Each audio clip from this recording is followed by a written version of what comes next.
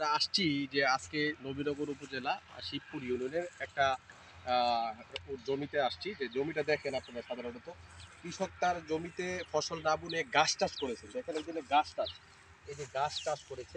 গাছ চাষ কারণ হলো সাধারণত জমি করার ফলে যেই জমিতে ফসল করার পরে যেই টাকা উৎপাদন হবে বা টাকাটা আসবে বা লাভ হবে, তারা এগুলা পাচ্ছে না। দেখেন আমরা ভূ জাতীয় যে যে যে পশু পাখির যে পশুপালন, যে সাধারণত গরু পালন যারা করে, মহিষ পালন করে, তারা সাধারণত আজকে জমিগুলা উর্বর না রেখে ঘাস করার সিস্টেম করতেছে। এই ঘাস দিয়ে সাধারণত তারা তার গরুকে লালন পালন করে সে পরবর্তীতে যে ঈদে গরু পালন করে সে বিক্রি করবে, এই লাভটা চলে আসছে। এই যে জমিগুলো সাধারণত কৃষকরা এখন ফসল উৎপাদন না করে, জমি চাষ করে না করে, তারা সাধারণত এখন এই ধরনের গাছ চাষ করে। এই গাছ চাষ করার ফলে সাধারণত এই যে পশু উৎপাদন ক্ষমতা যে বাড়ছে দেশের মধ্যে, বাংলাদেশের মধ্যে যে ঈদ আসলে যে পশু পালন করে, পশু পালন করার ফলে যে বিক্রি করে সে উৎপাদনটা বেশি হয়। এই জন্য কৃষিক্ষেত্রে কৃষি এখন নির্ভরতা না করে এখন পশু পালনের ক্ষেত্রে মানুষ যে আগে এগিয়ে যাচ্ছে, তার একটা উদাহরণ হলো এটা।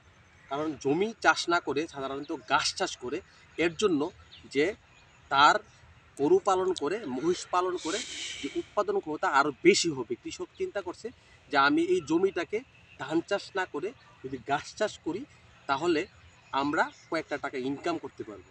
সারের দাম, বীজের দাম এবং মানুষ নিয়ে কাজ করার ফলে যোগ করে দেখা যাচ্ছে বছর শেষে সে জমিটা চাষ করে সে যখন ধান উৎপাদন করে বাড়ি নেওয়ার আগে সে চিন্তা করে আমার জমিতে আমার লাভ হচ্ছে না, তাই গাছ চাষ করে দিচ্ছি।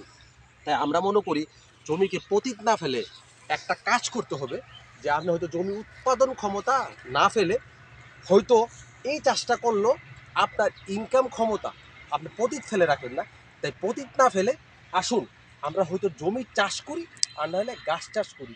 গাছ চাষ করলে পশুপালনের ক্ষেত্রে আপনার যেই উৎপাদন ক্ষমতা বাড়বে, এবং কৃষক এবং যারা মহিষ পালন করে তারা অবশ্যই উপকৃত হবে। ধন্যবাদ আপনাদেরকে।